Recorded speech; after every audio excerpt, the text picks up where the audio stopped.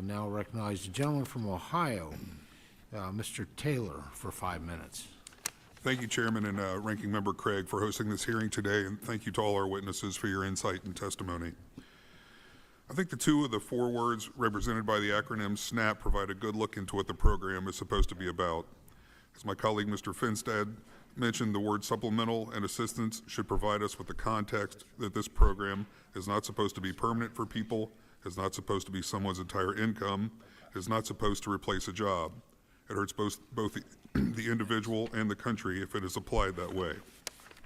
SNAP is meant to be a life raft for those folks at their lowest point, barely able to stay afloat. It's supposed to be a temporary option that supplements someone's income and not replaces it entirely.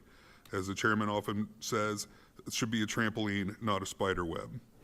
The long-term goal of SNAP should honestly be rendering itself unnecessary, or at the least vastly less so. And yet from 2001 to the present day, we've seen the participation in SNAP nearly triple, when in that same time frame, the median household income has nearly doubled.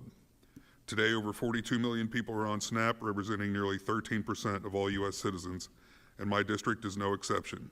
The counties I represent in Southern Ohio have some of the highest percentages of SNAP recipients in the state, and we want needy people to continue to be helped by the program. But it seems as though most of the people we've heard from on the other side of the aisle today never want to see the number of people on SNAP go down. They are in fact against the tax cuts that help every tax-paying household in the United States. It's a core doctrine of propaganda that a lie told often enough becomes the truth. The lie of choice in this room today has been that the TCJA is only to benefit billionaires. The truth is, the TCJA benefits every American taxpayer. Ending it will hurt everyday folks and create more needy people and strain on SNAP and other programs. But I think Chairman Thompson and House Republicans have the right message here. There is dignity in work. There is a way to aid people at their lowest while also helping teach new skills and prepare them for a brighter future. So Mr. Schaefer, can you just speak more about some of the experiences you witnessed where people have found meaning after they've found work? Absolutely, sir.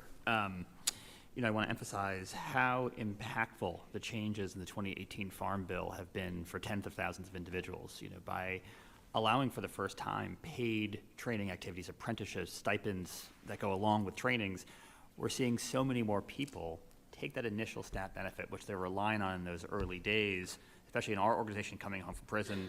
As a note, we served about 3,500 people in Ohio, including a Cincinnati office.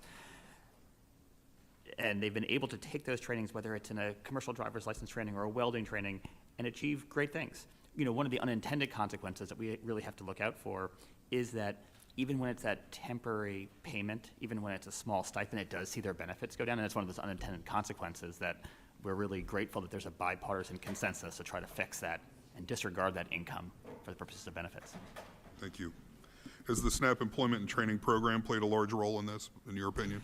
Yes, the SNAP Employment and Training Program has been impactful not just for the Center for Employment Opportunities, which has used part of these resources to scale across the country. It's been impactful for thousands and thousands of people and hundreds of organizations who have been able to get people into better training and ultimately into better careers to support themselves and their family. Thank you. Dr. Rashidi, we've discussed a lot about how different states are abusing the waiver system for work requirements for so-called ABODs. In your testimony, you mentioned that some states, such as California, waived almost all their counties from work requirements, even those counties that had some of the lowest unemployment rates.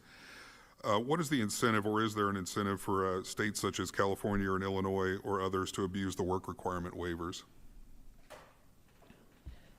Well, yes. I think there's this view among states, and we've heard it here today, that federal SNAP dollars somehow is an economic stimulus for their state, and so that incentivizes them to get as many people as possible in your state on SNAP. They sort of disregard the argument that SNAP should be a springboard, and kind of don't buy into the argument that people need to find employment to achieve upward mobility. So yes, they're incentivized to get as many people on SNAP as possible. Okay, thank you very much, and I yield back, Chairman.